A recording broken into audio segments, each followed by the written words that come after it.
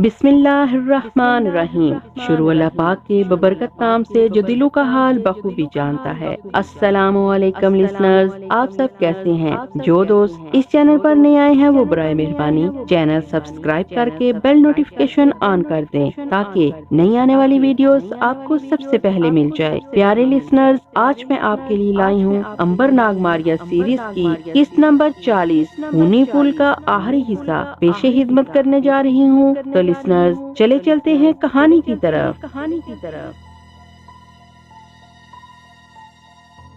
इसने दरवाजे पर आकर देखा कि वहाँ सिर्फ 6 सिपाही रात के पहरे पर थे, जिनमें से 2 सो रहे थे। सिर्फ 4 सिपाही जाग रहे थे। अंबर घोड़े पर बाहर जाने लगा तो सिपाहियों ने पूछा, हकीम साहब, आधी रात को कहाँ का इरादा है? सिपाहियों को मालूम हो चुका था कि अंबर एक हकीम है और सेनापति ने इसे खास तौर पर शाही मेहमान खाने में ठहराया हुआ है।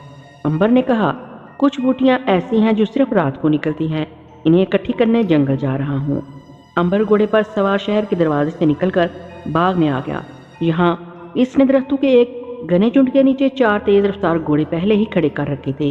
घोड़े पर से उतरकर इसने अपना घोड़ा भी वहां दरख्त के साथ बांधा और चुपके से वापस शहर के दरवाजे के ऐन सामने एक झाड़ी में आकर छुपकर बैठ गया और मारिया नाग की राह देखने लगा। इधर मारिया और नाग महल की सीढ़ियों में से निकलकर नीचे सुरंग में आ गए। मारिया गायब थी, किसी को दिखाई नहीं दे रही थी और नाग सांप की शक्ल में इसके साथ साथ दीवार पर रेंग रहा था। सुरंग का एक मोड़ घूमने लगे तो सामने 2 पहरेदार तलवारें संभाले आराम से बैठे पहरा दे रहे थे। मारिया वहीं रुक गई। सांप भी इसके साथ ही दीवार पर रेंगते रेंगते रुक गया। मारिया ने सरगोशी में कहा, सामने 2 चौकीदार सिपाही तलवारें लगाए पहरा दे रहे हैं, तुम जाकर इनकी खबर लो नाग, मैं भी तुम्हारे साथ हूँ। बहुत अच्छा। सांप इतना कहकर दीवार पर से होकर चौकीदारी करते हुए सिपाहियों के सर के ऊपर आ गया। एक सिपाही इसके बिल्कुल नीचे खड़ा था और दूसरा सामने दीवार के साथ लगा ऊँग रहा था। मारिया ऊँगने वाले सिपाही के पास पहुंच चुकी थी। सांप ने मारिया की मौजूदगी को महसूस कर लिया था। सांप ने हल्की सी सीटी बजाकर मारिया को खबरदार किया कि वो हमला करने ही वाला है। मारिया होशियार हो गई। दीवार वाला सिपाही कुछ चुकन्ना सा हुआ कि ये सीटी की आवाज कहाँ से आई है। इसने आंख ऊपर उठाकर देखा ही था कि सांप ने उछलकर इसकी गर्दन पर हमला कर दिया। सिपाही की हल्की सी चीख निकल गई। दूसरा सिपाही बेदार हो गया, लेकिन इस वक्त मारिया ने अपना काम कर दिया। इसने जोर से एक पत्थर सिपाही के सर पर दे मारा। सिपाही चकराकर जमीन पर गिर पड़ा। नाग वाला सिपाही भी जहर के असर से बेहोश होकर धड़ाम से गिरा और गिरते ही मर गया। मारिया ने नाग को साथ लिया और आगे काल कोठरी की तरफ चल पड़े। सुरंग के कुछ मोड़ घूमने के बाद अब सामने वो कोठरी थी जिसके दरवाजे के बाहर 2 सिपाही बड़े चौकस होकर पहरा दे रहे थे। मारिया ने नाग के करीब होकर कहा, यही वो कोठरी है नागबाई जिसके अंदर राजकुंवर और उसका बच्चा कैद है। इस बार तुम दाईं तरफ वाले सिपाही को संभालो और मैं सामने वाले सिपाही की खबर लेती हूँ। मारिया और नाग आगे बढ़े। दोनों सिपाही किसी किस्म के खतरे से बेनियाज बड़े सुकून से बैठे आपस में बातें कर रहे थे। दीवार में जो तेल का चिराग जल रहा था, इसकी रोशनी में सिपाही को दीवार के ऊपर रेंगता सांप दिखाई ना दिया। ऊपर दीवार की तरफ से सांप आगे बढ़ रहा था और नीचे फर्श पर मारिया दबे पांव आगे सिरक रही थी। इसके हाथ में पहले वाले सिपाही से छीनी हुई तलवार थी। अचानक एक सिपाही की नजर सांप पर पड़ गई। सांप सांप, वो चिल्लाया और भागने की तैयारी करने लगा कि मारिया की तलवार के एक ही वार ने इसका काम तमाम कर दिया। दूसरा सिपाही हैरान परेशान होकर वहीं का वहीं खड़ा रह गया कि इसके साथी को कौन सी गैबी ताकत ने तलवार मारकर हलाक कर दिया, क्योंकि वहां कोई आदमी नजर नहीं आ रहा था। अभी वो सोच ही रहा था कि मारिया ने दूसरी तलवार मारकर सिपाही का खात्मा कर दिया। दोनों बड़ी खामोशी से मौत के घाट उतर गए। नाग ने कहा, तुमने मुझे मौका ही नहीं दिया मारिया। मारिया बोली, अभी बहुत मौके आएंगे, अब जल्दी से अंदर चलो। मारिया ने कोठरी का दरवाजा धड़ाक से खोल दिया।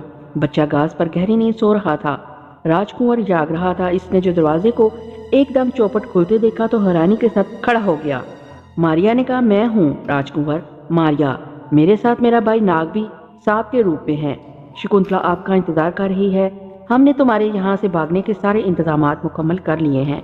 शहर से बाहर बाग में तेज रफ्तार घोड़े खड़े हैं जिन पर सवार होकर हम शकुंतला के पास पहुंच जाएंगे। अब आप जल्दी से हमारे साथ बाहर निकल चलें। बच्चे को मैं उठा लूंगी क्योंकि मेरे उठाने से बच्चा किसी को नजर नहीं आएगा। राजकुंवर ने कहा, आप लोग बहुत बड़ा खतरा मोल ले रहे हैं। अगर सेनापति के किसी सिपाही को खबर हो गई तो वो आपको मेरे साथ जिंदा नहीं छोड़ेंगे। मारिया ने कहा, राजकुंवर आप इतने परेशान ना हो। सिपाही ना हमें कोई नुकसान पहुंचा सकते हैं और ना आपको गिरफ्तार कर सकते हैं। हमने ऐसे इंतजाम किए हैं कि आप बड़ी आसानी से यहाँ से निकल चलेंगे। आप बातों में वक्त ज़ाया ना करें और जल्दी से जल्दी यहाँ से निकल चलें। वक्त बड़ा कीमती है, अभी हमें शहर के दरवाजे से भी गुजरना है। راجکور نے پوچھا شہر کے دروازے میں سے کس طرح گزریں گے؟ وہاں تو سپاہیوں کا زبردست پہرا ہوگا اور سپاہی مجھے فوراً پہچان لیں گے۔ ماریا بولی اس کا بندوبست بھی ہم نے کر لیا ہے، آپ گھبرائیں نہیں، اب جلدی سے یہاں سے نکل چلیں۔ ماریا نے بچے کو گود میں اٹھا لیا، بچہ گود میں اٹھاتے ہی غائب ہو گیا۔ راجکور ماریا کے پیچھے پیچھے چل پڑا۔ ماریا نے اسے کہا تھا کہ وہ سانپ کی طرف نگاہ رکھے کیونکہ ماریا کو تو وہ نہیں دیکھ سکتا تھا۔ یہ لوگ سرنگ سے نکل کر سیڑھیوں پر آ گئے۔ یہاں کے پہرے دار پہلے ہی ہلاک ہو چکے تھے، اب وہ محل کے صحن میں تھے۔ مصیبت یہ تھی کہ صرف راجکور ہی دکھائی دے رہا تھا، ناگ اور ماریا اور بچہ تینوں غائب تھے، مگر ماریا راجکور کے بالکل ساتھ ساتھ ہو کر چل رہی تھی اور اسے کہتی جاتی تھی کہ اس طرف چلو، اب اس طرف ہو جاؤ۔ راجکور کے محل کے سارے راستوں کا علم تھا، وہ محل میں سے نکل کر پچھلی طرف ہو کر شہر کے دروازے کی طرف بڑھنے لگے۔ ماریا اور ناگ اس کے ساتھ ساتھ تھے۔ ماریا کو یہ ڈر تھا کہ کہیں بچہ رونا نہ شروع کر دے، ایسی صورت میں مشکل پیدا ہو سکتی ہے، لیکن خدا کی مہربانی رہی، وہ شہر سے باہر نکلنے والے دروازے پر آ گئی اور بچہ سویا رہا، وہ ماریا کی گود میں تھا۔ دروازے کی ڈیوڑی میں مشل جل رہی تھی۔ ماریا کا خیال تھا کہ ان پہرے داروں کو تلواروں سے ہلاک کر دیا جائے، لیکن راجکور نے ایسا کرنے سے منع کیا اور کہا مجھے ان سے بات کر لینے دو، وہ ضرور میرے وفادار ہوں گے، میں انہیں مارنا نہیں چاہتا۔ ماریا نے کہا راجکور کہیں ایسا نہ ہو کہ ہمیں لینے کے دینے پڑ جائیں۔ راجکور بولا نہیں، یہ لوگ مجھ سے محبت کرتے تھے، میں ان سے بات کروں گا۔ اور راجکور اچانک ان سپاہیوں کے سامنے آ گیا۔ سپاہیوں نے راجکور کو اپنے سامنے دیکھا تو حیرت سے ان کی آنکھیں کھلی کی کھلی رہ گئی۔ راجکمار نے کہا میرے بھائیوں، حیران ہونے کی ضرورت نہیں، میں جیل سے نکل آیا ہوں، اب میں آزاد ہوں، میں سیناپتی سے انتقام لوں گا اور اپنا تخت واپس لوں گا۔ میں چندر گپت راجا سے مدد لینے جا رہا ہوں، بہت جلد فوج لے کر آؤں گا اور اپنی حکومت واپس لے کر سیناپتی کو اس کے کیے کی سزا دوں گا۔ سپاہیوں پر اس کی تقریر کا بڑا اثر ہوا، صاف معلوم ہوتا تھا کہ وہ لوگ راجکور سے محبت کرتے ہیں۔ سیناپتی کی اپنی فوج اس کے ساتھ تھی، باقی محل کے سپاہی اور پہرے دار راجکور کو پسند کرتے تھے۔ امبر جو کہ چھپ کر سارا تماشا دیکھ رہا تھا، اب وہ بھی ڈیوڑی میں آ گیا۔ اس نے بھی سپاہیوں کے سامنے اس قسم کی تقریر کی کہ سیناپتی نے ظلم کیا ہے، اصل راجہ راجکور ہے اور تحت راجکور کو ہی ملنا چاہیے۔ سپاہی ادب سے جھک گئے اور راجکور ماریا، ناگ اور امبر کے ساتھ شہر کے دروازے سے باہر نکل گئے۔ باہر باغ میں آ گئے، ہلکی ہلکی چاندنی کھلی ہوئی تھی، درختوں کے نیچے گھوڑے تیار کھڑے تھے۔ یہ لوگ گھوڑوں پر سوار ہوئے اور انہیں ایڑی لگائی، گھوڑے ہوا سے باتیں کرنے لگے۔ تھوڑی دیر میں وہ جہاز پر پہنچ گئے۔ راجکور نے شکنتلا کو اور شکنتلا نے راجکور کو دیکھا تو خوشی سے نہال ہو گئی۔ شکنتلا اپنے بچے کو سینے سے لگا کر دیر تک پیار کرتی رہی۔ یہ ماں بچے کے ملاپ کی بڑی مقدس کڑی تھی۔ بچہ ماں کے سینے سے لگ کر ایک دم سکون میں آ گیا تھا۔ جہاز پر ان لوگوں نے مل کر غور کرنا شروع کر دیا کہ راجکور کا تخت کیوں کر واپس لیا جائے۔ یہ ایک مشکل کام بھی تھا اور آسان بھی تھا۔ ریاست کے لوگ راجکور کے ساتھ تھے، صرف فوج سیناپتی کے ساتھ تھی اور فوج کا بڑا اثر تھا۔ فوج بڑی طاقتور تھی، اس کے پاس بڑا خوفناک اسلحہ تھا۔ امبر نے سلامبو سے مدد لینے کا فیصلہ کر لیا۔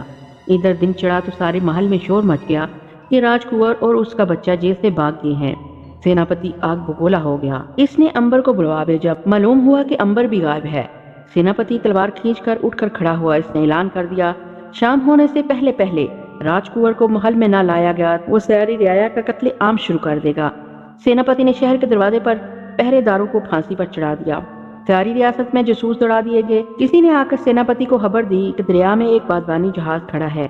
سیناپتی نے فوجی جرنیلوں کو ساتھ لیا اور گھوڑے پر سوار خود دریا کے کنارے پہنچ گیا۔ سامنے جہاز دریا میں کھڑا تھا۔ سیناپتی نے فوجیوں کو حکم دیا کہ جہاز پر قبضہ کر لیا جائے اور معلوم کیا جائے کہ کہیں اسی جہاز میں راجکور تو نہیں چھپا۔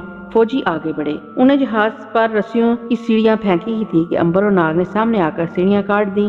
سیناپتی نے امبر کو پہچان لیا۔ اس نے کہا اے امبر، اگر تو نے میرے دشمن کو پناہ دے رکھی ہے تو میں تجھے خبردار کرتا ہوں کہ اسے میرے حوالے کر دے، نہیں تو میں اس جہاز کو آگ لگا دوں گا اور تم سب مل کر اس میں جل کر راکھ ہو جاؤ گے۔ امبر نے کہا سن اے نمک حرام سیناپتی، راجکور میرے پاس اسی جہاز میں ہے، اس کے ساتھ اس کا بچہ اور بیوی شکنتلا بھی ہے۔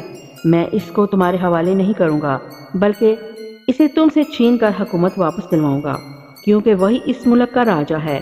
تم غدار ہو، اگر تمہیں اپنی زندگی چاہیے تو ہتھیار ڈال کر راجکور کی اطاعت قبول کر لو، نہیں تو موت کے لیے تیار ہو جاؤ۔ یہ سن کر سیناپتی کے بدن میں آگ لگ گئی، چیخ کر بولا اے غدار امبر، تو نے مجھ سے غداری کی ہے اور اب بغاوت بھی کر رہے ہو۔ یاد رکھو اگر تم نے دوپہر تک راجکور کو میرے حوالے نہ کیا تو میں جہاز کو آگ لگا دوں گا اور ان سب کی موت کی ذمہ داری تم پر ہوگی۔ امبر نے کہا सेनापति, मैं खुद दोपहर को तुम्हारे शहर पर हमला करने आ रहा हूँ। मैं तुम्हें खबरदार करता हूँ कि अपने शहर को बचा सकते हो तो बचा लो, अभी भी वक्त है, नहीं तो तुम्हारे महल की ईंट से ईंट बिछा दी जाएगी और तुम्हारे गद्दारों में से किसी एक को भी जिंदा नहीं छोड़ा जाएगा। सेनापति ने जोर से तीर चलाया। तीर सीधा अंबर के सीने में आकर लगा। सेनापति ने कहकर लगाकर कहा, गद्दार की यही सजा है, अब बताओ क्या कहते हो। सेनापति और इसके पास खड़े जरनैलों का ख्याल था कि अंबर तीर खाने के बाद औंधे मुंह दरिया में गिर पड़ेगा, लेकिन वो अपनी जगह पर खड़ा रहा और सीने में से तीर निकालकर इसे दरिया में फेंकते हुए बोला, मक्कार सेनापति, तेरी मौत लिखी जा चुकी है। मैं तुझसे राजकुंवर की सल्तनत वापस लेने बहुत जल्द आ रहा हूँ। सेनापति जरनैलों के साथ वहां से निकल आया और महल में आकर इसने वजीरों और फौजियों से मशवरा किया। इन सब का ख्याल था कि ये अंबर कोई जादूगर है। सेनापति ने कहा, मेरे पास इससे भी बड़े बड़े जादूगर हैं।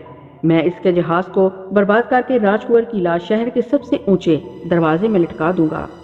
एक जरनैल ने कहा, ठीक है, फौज को हुक्म दिया जाए कि वो जहाज पर हमला करके इस पर कब्जा कर ले और फिर रात को राजकुंवर को गिरफ्तार करके जहाज को अंबर समेत आग लगा दी जाए।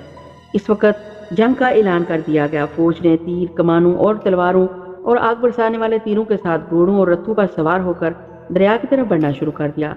दोपहर का वक्त था, दिन खूब रोशन था। राजकुंवर ने जहाज के अर्शे पर से दूर फौज को बढ़ते देखा तो नीचे जाकर अंबर से कहा, अंबर, सेनापति की फौज बड़ी जबरदस्त ताकत के साथ हमला करने के लिए बड़ी चली आ रही है। अगर तुम कुछ कर सकते हो तो यही वक्त है, नहीं तो मैं इसके सामने जाकर बहादुरी से लड़ते हुए मर जाऊंगा, मगर अपने जीते जी शकुंतला और बच्चे पर कोई आंच नहीं आने दूंगा। अंबर, मारिया, नाग और शकुंतला ने ऊपर जाकर सेनापति की फौज को देखा। सचमुच बहुत बड़ी फौज आ रही थी, गोया वो किसी किले पर हमला करने के लिए आ रही थी। शकुंतला भी घबरा गई। तुम लोग कोई फिक्र ना करो, मैं भी इनकी ऐसी खबर लूंगा कि सबके सब हैरान परेशान रह जाएंगे। अंबर ने शकुंतला, मारिया, नाग और राजकुंवर को नीचे कैबिनों में भिजवा दिया। ये लोग कैबिन के गोल सुराखों से लगकर सेनापति की फौज को जहाज के सामने सफे बांधते देखने लगे। अंबर अर्शे पर एक तरफ खड़ा हो गया। इसने आंखें बंद की और सलाम्बो की लाश को याद किया और कहा, सलाम्बो, सलाम्बो, इस वक्त मुझे तुम्हारी मदद की जरूरत है। मेरी मदद को आओ, मैं तुम्हारी मदद का इंतजार कर रहा हूँ। अचानक एक हल्का सा धमाका हुआ और सलाम्बो की लाश अंबर के सामने खड़ी थी। इसके दांतों से खून बह रहा था और चेहरे पर एक भयानक मौत की मुस्कुराहट थी। इसने पूछा, अंबर, तुमने बड़े दिनों के बाद मुझे याद किया, क्या बात है? तुम किस मुसीबत में फंस गए हो? ये बाहर फौज किसकी खड़ी है? अंबर ने शुरू से लेकर आखिर तक सारी कहानी सलाम्बो को खोलकर बयान कर दी और कहा, वो राजकुंवर को इसका हक वापस दिलाना चाहता है, जबकि सेनापति राजकुंवर और उसकी बीवी बच्चे को कत्ल करने आया है। सलाम्बो की लाश हंस पड़ी। इस गद्दार नमक हराम की ये जुर्रत, कोई बात नहीं, अभी देखो इस गद्दार और नमक हराम को कैसी सजा देती हूँ।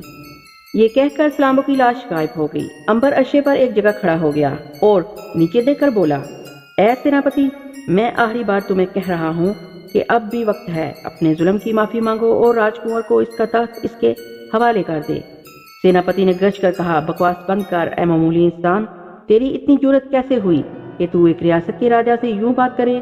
तू एक शोबाबाज है, एक फरेबी है, मगर याद रख, तेरा जादू और तेरी शोबाबाजी मेरे जादूगरों के आगे बिल्कुल नहीं चलेगी। इसके बाद सेनापति ने जादूगरों को हुक्म दिया कि जादू का वार करो। चारों जादूगर आगे बढ़े। उन्होंने जमीन से मुट्ठी भर राख उठाई और उस पर कुछ पड़ा और जोर से जहाज की तरफ फेंक दी। राख ने जहाज के ऊपर आकर बादल सा तान लिया। फिर बादल से आग के शोले जहाज पर बरसने लगे। सलाम्बो की लाश हवा में मौजूद थी और मुस्कुरा रही थी। इसने इशारा किया। आग बरसाने वाला बादल एकदम फट गया, आग गायब हो गई और बादल हवा बनकर उड़ गया। राजा के जादूगरों ने दूसरा वार किया। उन्होंने इस बार जो जमीन से मिट्टी उठाकर जहाज की तरफ फेंकी तो सारे जहाज पर नन्हे नन्हे हजारों सांप रेंगने लगे। सलाम्बो की लाश ने हाथ के इशारा किया। एक बहुत बड़ा अजदाह फिजा में नमोतार हुआ, जिसने जोर से सांस को खींचकर सारे के सारे छोटे छोटे सांपों को निगल लिया और गायब हो गया। जादूगरों ने इस दफा तीसरी बार हमला किया तो खुद भी जहाज के पास आ गए। उन्होंने दरिया में से चुल्लू भर पानी लिया और जहाज की तरफ फेंका। एक जबरदस्त तूफान पैदा हो गया। जहाज गर्क होने ही वाला था कि सलाम्बो की लाश ने मुस्कुराते हुए आगे बढ़कर जहाज को थाम लिया। जहाज अपनी जगह पर खड़ा हो गया। सलाम्बो ने हाथ आगे बढ़ाकर चारों जादूगरों को हवा में ऊपर उठा लिया और फिर फूंक मार दी। चारों जादूगर को आग लग गई और वो देखते ही देखते हवा में चीखे मारते जलकर राख हो गए। सेनापति अपने जर्नैलों के साथ ये सारा तमाशा देख रहा था। जब इसने देखा कि इसके जादूगर मात खा गए हैं तो इसने फौज को हमला करने का हुक्म दे दिया। फौज ने जहाज पर आग बरसाने वाले तीरों की बारिश कर दी। مگر اب ہوا یہ کہ جو تیر جہاز کی طرف جاتا وہ جلتا ہوا جہاز سے ٹکرا کر واپس فوج میں آ کر سپاہیوں پر گرتا۔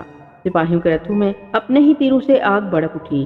سپاہیوں میں بگدڑ مچ گئی۔ سیناپتی نے ان کا حوصلہ بڑھاتے ہوئے کہا، بہادر سپاہیوں، یہ محض جادو ہے، تم بہادر سورما ہو، آگے بڑھ کر حملہ کرو، جادوگر تمہارے مقابلے میں نہیں ٹھہر سکتا۔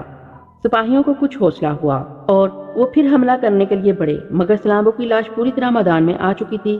اس نے پھونک ماری، ساری فوج کے اوپر سیاہ رنگ کا بادل چھا گیا۔ پھر بادلوں میں گرج پیدا ہوئی اور کھولتے ہوئے گرم پانی کی بارش شروع ہو گئی۔ اب تو ساری فوج میں قیامت مچ گئی۔ سپاہی گرم کھولتے ہوئے پانی کی بوندوں پر تڑپتے اور چیخنے لگے۔ انہوں نے ہتھیار پھینک کر بھاگنا شروع کر دیا، مگر وہ جدھر جاتے گرم بارش ان کے ساتھ ساتھ جاتی۔ آخر وہ ایک ایک کر کے دریا میں چھلانگیں لگانے لگے۔ ساری کی ساری فوج نے گرم پانی سے بچنے کے لیے دریا میں چھلانگیں لگا دی اور دیکھتے ہی دیکھتے دریا میں غرق ہو گئے۔ سیناپتی اور جرنیل صاحبان کے نیچے تھے، ان کے چہرے خوفزدہ ہو گئے تھے۔ وہ بھاگ کھڑے ہوئے، مگر سلامبو کی لاش بلا انہیں کب جانے دیتی، وہ تو ان کے خون کی پیاسی تھی۔ اس نے ہوا میں چھلانگ لگا کر اوپر سے سیناپتی اور جرنیلوں پر حملہ کر دیا اور وہ زمین پر گر پڑے۔ انہوں نے زمین پر پڑے پڑے ایک لمبے سرخ دانتوں والی بلا کو اپنی طرف بڑھتے دیکھا۔ ان کی چیخیں نکل گئی، مگر سلامبو نے اپنے دانت ان کی گردنوں میں پوست کر دیے اور ان کا خون پینا شروع کر دیا۔ تھوڑی دیر بعد سیناپتی کی لاش جرنیلوں کی لاش کے پاس ہی زمین پر پڑی تھی۔ فوج دریا میں غرق ہو چکی تھی۔ سلامبو کی لاش امبر کے پاس عرشے پر آ کر بولی، امبر بھائی، اب مجھے اجازت دو کہ میں چلی جاؤں۔ میں نے تمہاری جتنی مدد کرنی تھی کر دی ہے، اب پھر جب کبھی بلاؤ گے تو پھر مدد کرنے آ جاؤں گی۔ امبر نے کہا، سلامبو بہن، میں تمہارا بے حد شکر ادا کرتا ہوں، اب تم جا سکتی ہو۔ سلامبو کی لاش غائب ہو گئی۔ اس کے غائب ہوتے ہی راج کنور، ماریا، ناگ وغیرہ سب اوپر عرشے پر آ گئے۔ راج کنور کو یقین نہیں آ رہا تھا کہ ساری کی ساری باغی فوج کو اکیلے شخص نے ہلاک کر دیا۔ اس نے حیرانی سے کہا، امبر بھائی، آج اگر تم ہماری مدد نہ کرتے تو ہماری زندگی کے چراغ گل ہو چکے تھے۔ امبر نے کہا، یہ تو میرا فرض تھا راج کنور جی، شکنتلا بہن سے میں نے وعدہ کیا تھا کہ اسے اس کے ملک میں پہنچا کر ہی دم لوں گا۔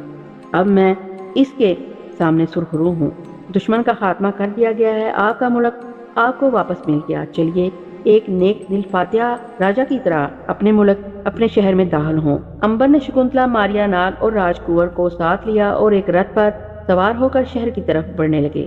شہر میں یہ خبر پہلے ہی پہنچ چکی تھی کہ راج کنور نے غدار سیناپتی کی فوج کو شکست دے دی ہے اور اب ایک راجا کی حیثیت سے شہر میں داخل ہو رہے ہیں۔ لوگ گھروں سے باہر نکل آئے، عورتیں ہاتھوں میں پھولوں کے ہار لیے چھتوں پر کھڑی تھیں۔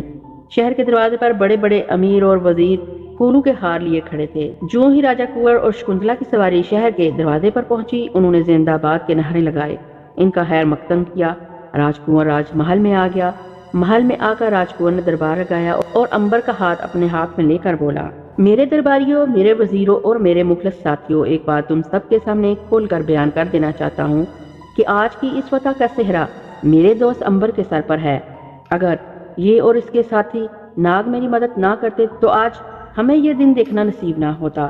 میں آپ لوگوں کو کھول کر بیان نہیں کر سکتا کہ انہوں نے میری کس طرح مدد کی، بس آپ یہ سمجھ لیں کہ یہ دیوتا بن کر ہماری مدد کو آئے تھے۔ انہیں ہی راج کماری شکنتلا کو تلاش کیا، انہوں نے ہی سیناپتی کی جیل میں سے مجھے اور راج کمار کو آزاد کروایا، اور انہوں نے ہی اپنی بہادری اور ہوشیاری سے سیناپتی کی غدار فوج کو شکست دی۔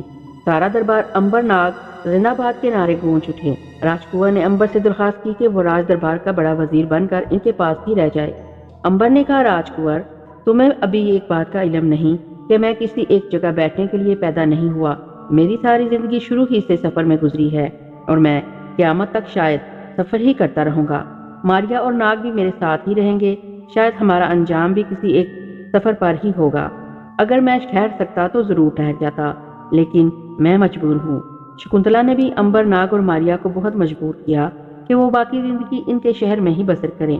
اس پر ناگ نے کہا، شکنتلا بہن، کسی کو خبر نہیں کہ ہماری باقی زندگی کتنی ہے اور کس جگہ پر اچانک ختم ہو جائے گی، اس لیے ہمیں ہمارے حال پر چھوڑ دیا جائے۔ آخر ایک روز امبر، ناگ اور ماریا اپنے جہاز پر سوار ہو گئے۔ راج کنور، شکنتلا اور وزیر انہیں رخصت کرنے جہاز تک آئے۔ امبر نے جہاز کا آدھا خزانہ اپنی منہ بولی بہن شکنتلا کو تحفے میں دے دیا، پھر وہ ایک دوسرے کے ساتھ ہاتھ ملا کر رخصت ہو گئے۔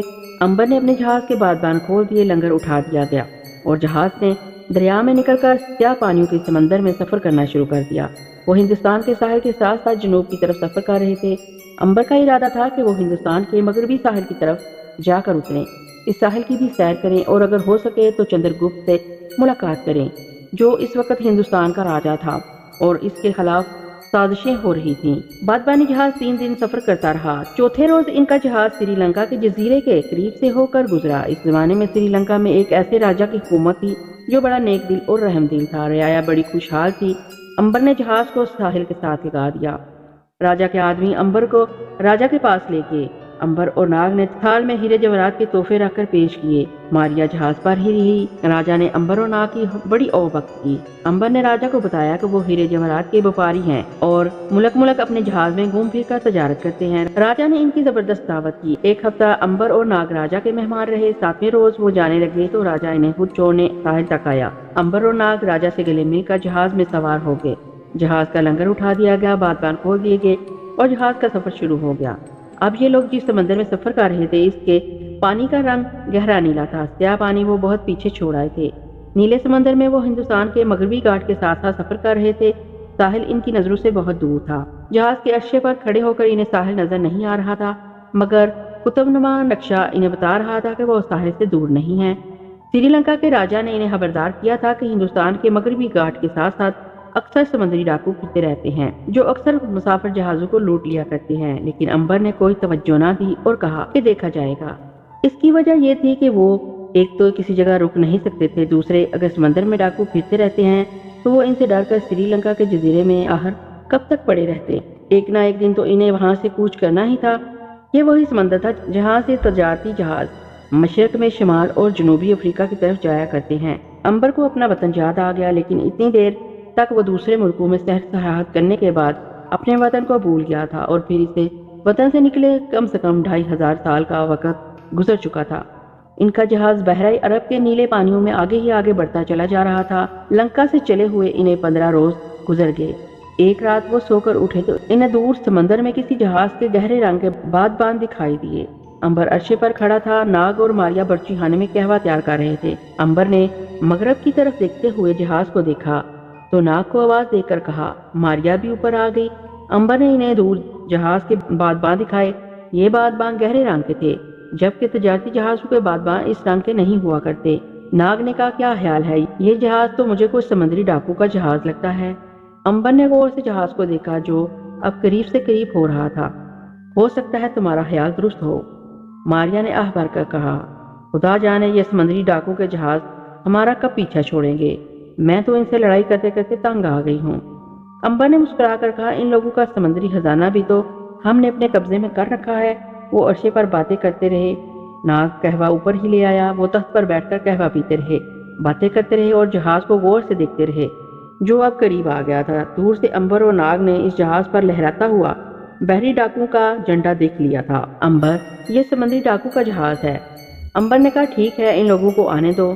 یہ بھی کیا یاد کریں گے کہ کس مسافر جہاز سے پالا پڑا ہے۔ ماریا نے کہا، ہمیں اپنا بندوبست پہلے ہی کر لینا چاہیے۔ کیبن والے خزانے کو اچھی طرح سے چھپا دینا چاہیے۔ ہو سکتا ہے یہ لوگ ہمارے جہاز کو آگ لگانے کی کوشش کریں۔ ناگ میاں، اس بار تم ایک کام کرو، جہاز جب قریب آ جائے تو انہیں ذرا اپنی کرامت تو دکھاؤ۔ میں اور ماریا اس جنگ میں آرام کرنا چاہتے ہیں۔ یہ جنگ صرف تمہاری جنگ ہوگی۔ ناگ نے ہنس کر کہا، بہت بہتر بھائی جان، اگر آپ کی رائے یہی ہے تو میں حاضر ہوں۔ انہیں ایسی کرامت دکھاؤں گا کہ ساری عمر یاد رکھیں گے۔ وہ عرشے پر بیٹھے بحری ڈاکو کے جہاز کو قریب آتا دیکھتے رہے۔ جہاز اب اتنا قریب آ گیا تھا کہ اس کے عرشے پر بحری ڈاکو صاف نظر آ رہے تھے۔ وہ لوگ بھی بڑے تعجب سے امبر کے جہاز کو دیکھ رہے تھے، جس پر صرف 2 آدمی یعنی امبر اور ناگ ہی کھڑے تھے۔ ماریا تو انہیں نظر ہی نہیں آ رہی تھی۔ امبر نے کہا، یہ لال رومالوں والے سمندری ڈاکو ہیں۔ یہ سمندری ڈاکو کی سب سے خوفناک قسم ہے۔ شاید تمہیں معلوم نہیں کہ یہ لوگ بے حد بے رحم ہوتے ہیں اور ایک پل میں قتل کر دیتے ہیں۔ ماریا نے کہا، یہ تو اب ناگ بائی ہی ان سے سمجھیں گے، ہم تو آرام کر رہے ہیں۔ جہاز قریب آ گیا۔ بحری ڈاکو نے امبر اور ناگ کو دیکھ کر دور سے آواز لگائی، تم ہمارے غلام ہو، ہم نے تمہارے جہاز پر قبضہ کر لیا ہے۔ اگر تم نے مقابلہ کرنے کی کوشش کی تو تمہارے جہاز کو آگ لگا کر تمہیں قتل کر دیا جائے گا۔ اس لیے تمہارے لیے بہتر یہی ہے کہ ہتھیار پھینک دو۔ جہاز کے سارے عملے سے کہو کہ اوپر آ کر ایک قطار میں کھڑا ہو جائے۔ امبر نے بلند آواز میں کہا، جہاز پر سوائے ہم 2 بھائیوں کے اور کوئی نہیں ہے۔ بحری ڈاکو چلایا، بک بک بند کرو، یہ کیسے ہو سکتا ہے کہ اتنے بڑے جہاز کو صرف 2 آدمی چلا رہے ہوں۔ امبر نے کہا، تم خود آ کر دیکھ لو۔ ساتھ ہی امبر نے ماریا سے کہا کہ وہ پیچھے ہٹ کر کھڑی ہو جائے۔ بحری ڈاکو رسیوں کی مدد سے جھول جھول کر جہاز کے اوپر چھلانگ لگانے لگے۔ انہوں نے تلواریں سونت کر امبر اور ناگ کو ایک طرف کر لیا۔ جہاز کے کپتان نے اپنی خونخوار آنکھوں سے جہاز کو بڑے غور سے دیکھا اور کہا، یہ جہاز تو کسی بحری ڈاکو کا جہاز ہے، تم نے اسے کہاں سے حاصل کیا؟ امبر نے مسکرا کر کہا، ہم نے ایک بحری ڈاکو اور اس کے سارے ڈاکو کو ہلاک کرنے کے بعد اس کے جہاز پر قبضہ کر لیا۔ اگر تم چاہتے ہو کہ تمہارا بھی یہی انجام نہ ہو تو خاموشی سے یہاں سے واپس چلے جاؤ۔ بحری ڈاکو کپتان نے زور سے تلوار عرشے کے جنگلے پر مار کر کہا، بکواس بند کرو، تمہاری موت ہمیں یہاں کھینچ لائی ہے۔ بتاؤ یہ کس بحری ڈاکو کا جہاز ہے اور اس کا خزانہ کہاں ہے؟ امبر نے کہا، تمہیں ہم پہلے بتا چکے ہیں کہ اس جہاز کے ڈاکو کو ہم نے مقابلہ کر کے موت کے گھاٹ اتار دیا تھا، اب ہم اس جہاز کے مالک ہیں۔ ڈاکو کپتان نے چیخ کر پوچھا، تمہارا خزانہ کہاں ہے؟ اگر جواب نہ دیا تو گردن اڑا دوں گا۔ خزانہ اسی جہاز میں ہے، امبر نے کہا، مگر تمہیں اس خزانے تک جانے کے لیے ہرگز اجازت نہیں، یہ خزانہ کسی کی امانت ہے۔ بحری ڈاکو نے گرج کر کہا، دیکھو گا مجھے کون روکتا ہے؟ ساتھیوں جہاز کی اینٹ سے اینٹ بجا دو۔ سارے ڈاکو جہاز پر ٹوٹ پڑے۔ انہوں نے امبر پر بھی تلواروں سے حملہ کر دیا۔ امبر نے تلوار کھینچ لی اور مقابلہ شروع کر دیا۔ امبر نے ناگ سے کہا، ناگ اپنا کام شروع کر دو، ماریا سے کہو کہ وہ کہیں چھپ جائے۔ ماریا نے کہا، میں چھپ نہیں سکتی، میں بھی اپنا کام کروں گی۔ ایک عورت کی آواز سن کر ڈاکو نے ادھر ادھر دیکھا اور پھر لڑائی میں مصروف ہو گئے۔ ماریا نے دیکھتے ہی دیکھتے 2-3 ڈاکو کے سروں پر پیچھے سے تلوار مار کر زخمی کر کے پھینک دیا۔ ناگ لپک کر بادبانوں کے مستول کے پیچھے آ گیا۔ یہاں پہنچ کر اس نے دونوں ہاتھ فضا میں بلند کر کے انہیں ڈاکو پر چھڑک دیا۔ اس کے ہاتھ کے جھٹکتے ہی بے شمار زہریلے سانپوں کے گچھے بحری ڈاکو پر ٹوٹ پڑے۔ وہاں ایک کوہرام مچ گیا۔ زہریلے سانپوں نے بحری ڈاکو کو ڈسنا شروع کر دیا۔ ڈاکو نے اپنے جہاز پر چھلانگیں لگانا شروع کر دی۔ کچھ سمندر میں کود پڑے، جو باقی رہ گئے تھے انہوں نے سانپوں کو کچلنا شروع کر دیا۔ اتنے میں ناگ نے زور سے سانس اندر کو کھینچا اور جب سانس باہر چھوڑا تو اس کی جگہ مستول کے پاس ایک خوفناک چہرے والا شیر کھڑا دھاڑ رہا تھا۔ شیر کی گرج سن کر ڈاکو کے پاؤں اکھڑ گئے۔ وہ دہشت زدہ ہو کر رہ گئے کہ آخر اس سمندری جہاز پر شیر کہاں سے آ گیا۔ ڈاکو کے کپتان نے کہا، اس شیر کو کاٹ کر رکھ دو۔ ڈاکو آگے بڑھے مگر شیر نے پنجہ مار کر 2 ڈاکو کی گردنیں اڑا دیں۔ اس کے بعد ناگ نے زور سے پھنکار ماری اور وہ ہاتھی بن گیا۔ ہاتھی بھی ایک پاگل ہاتھی، جس نے دیکھتے ہی دیکھتے 3-4 ڈاکو کو سونڈ پر اٹھا کر چیر کر رکھ دیا۔ ڈاکو کے ہاتھوں کے طوطے اڑ گئے۔ وہ پھٹی پھٹی آنکھوں سے ایک دوسرے کا منہ دیکھنے لگے۔ یہ کیسے ہو گیا کہ ابھی شیر تھا اور ابھی وہاں ایک بہت بڑا ہاتھی آ گیا؟ امبر نے اس دوران میں کتنے ہی ڈاکو کو ہلاک کر دیا۔ اس پر کئی بار تلواروں کا حملہ ہوا مگر اسے کچھ نہ ہوا۔ سمندری کپتان چکر کھا گیا۔ اس نے ہتھیار پھینک دیے۔ اس کے آدھے سے زیادہ ڈاکو ہلاک ہو گئے۔ صرف چند ایک ڈاکو باقی بچے تھے جو زخموں سے چور چور تھے۔ دوسری طرف امبر پر کوئی اثر نہ ہو رہا تھا، وہ اسی طرح زندہ سلامت کھڑا تھا۔ ناگ نے پھنکار ماری اور دوبارہ انسانی شکل میں آ گیا۔ بحری ڈاکو کا کپتان اسے پھٹی ہوئی آنکھوں سے دیکھنے لگا۔ یہ میں کیا دیکھ رہا ہوں؟ مجھے یقین نہیں آ رہا۔ امبر نے مسکرا کر کہا، تمہیں یقین نہیں آئے گا مگر تمہیں یقین کرنا ہی پڑے گا، اس لیے کہ تم نے جو دیکھا ہے وہ حقیقت میں بالکل سچ ہے، وہ کوئی خواب نہیں۔ میں نے تمہیں پہلے ہی کہا تھا کہ اگر جان کی امان چاہتے ہو اور اپنے ساتھیوں کی جان تمہیں عزیز ہے تو یہاں سے واپس چلے جاؤ، مگر تم نہیں مانے۔ آخر تم نے اپنا انجام دیکھ لیا، اب بولو کیا چاہتے ہو؟ تمہیں خزانہ چاہیے یا اپنی زندگی اور جہاز کی سلامتی؟ ڈاکو نے سر جھکا کر کہا، تم جیتے میں ہارا، میں ایک بہادر کپتان کی طرح اپنی ہار کو تسلیم کرتا ہوں۔ میری ساری زندگی سمندروں میں ڈاکے ڈالتے گزر گئی ہے مگر میں نے آج تک یہ تماشا نہیں دیکھا جو تم لوگوں نے مجھے دکھایا ہے۔ کیا یہ جادو تھا؟ ناگ نے کہا، چاہے تم اسے کچھ بھی سمجھ لو، لیکن تم نے جو کچھ دیکھا وہ ایک بار پھر دکھایا جا سکتا ہے۔ نہیں، میں پہلے ہی اپنے بے شمار ساتھیوں سے ہاتھ دھو چکا ہوں۔ میں اپنی ہار کو تسلیم کرتا ہوں اور تمہارا جہاز اور خزانہ تمہارے حوالے کرتا ہوں۔ اس میں کوئی شک نہیں کہ تم نے یہ جہاز ڈاکو کو شکست دے کر حاصل کیا ہوگا۔ اس حساب سے تو تم میرے جہاز پر بھی قبضہ کر لوگے یا کر سکتے ہو۔ میں ایک بہادر ڈاکو ہوں اور بہادر ڈاکو اپنی کمزوری کو فوراً مان جاتے ہیں۔ تم لوگ کہو تمہیں کس چیز کی ضرورت ہے، میں وہ فوراً حاضر کر دوں گا۔ امبر نے کہا، ہمیں کسی چیز کی ضرورت نہیں، جو کچھ ہمیں چاہیے وہ ہمارے پاس موجود ہے، بلکہ ہمارے پاس وہ بھی ہے جس کی ہمیں ضرورت نہیں۔ ہاں، اگر تمہارے پاس ہندوستان ملک کے کوئی قیدی ہیں تو وہ ہمارے حوالے کر دو، کیونکہ ہم اسی ملک جا رہے ہیں۔ کپتان نے کہا، میرے پاس ہندوستان کے کوئی قیدی نہیں، ہم لال رومال والے سمندری ڈاکو ہیں، ہم کسی کو قیدی نہیں بناتے، ہم اسے قتل کر دیا کرتے ہیں۔ کیا ہمیں اجازت ہے کہ ہم یہاں سے روانہ ہو جائیں؟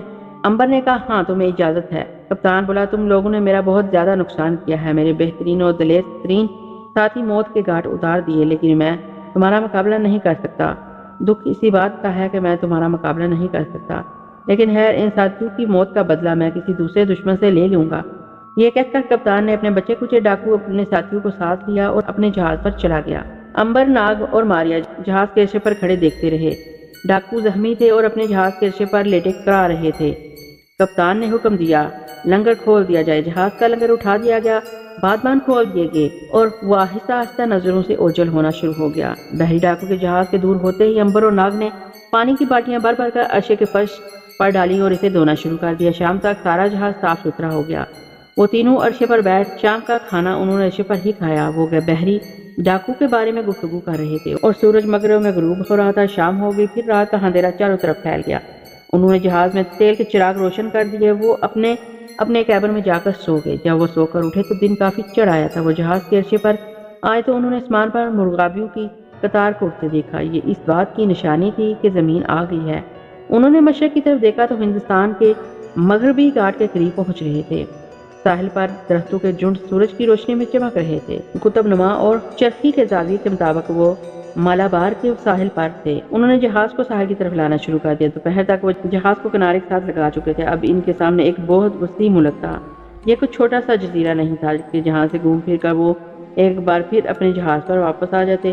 یہ ایک بہت بڑا ملک تھا کہ اس کے ایک جانب بحیرہ روم تھا اور شمال میں ہمالیہ کے برف پوش پہاڑوں کا سلسلہ دور تک پھیلتا چلا گیا تھا۔ امبر، ناگ اور ماریا آپس میں مشورہ کرنے لگے۔ ماریا نے کہا، اگر ہم نے سارے ملک ہندوستان کی سیاحت کرنی ہے تو ضروری ہوگا کہ اس جہاز میں سے خزانہ نکال کر کسی ایسی جگہ دفن کر دیا جائے اور جہاز کے اندر کسی اژدہے کو رکھوالی کے لیے مقرر کر دیا جائے۔ ناگ بولا، یہ کام تو بڑی آسانی سے ہو سکتا ہے۔ امبر نے کہا، ہمیں ایسا ہی کرنا چاہیے کیونکہ جہاز کو ہم اپنے ساتھ ساتھ لیے نہیں پھر سکتے۔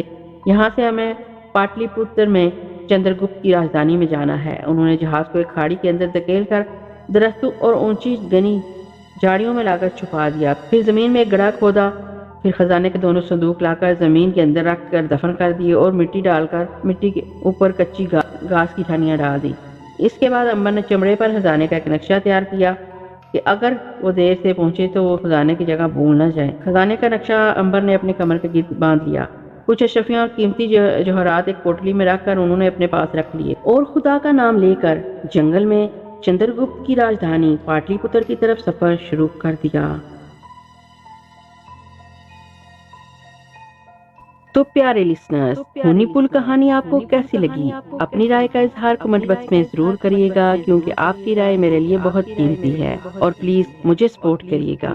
نیکسٹ نیو کہانی تک کے لیے اپنی دعاؤں میں یاد رکھیے گا۔ پھر ملیں گے انشاءاللہ۔ اللہ حافظ۔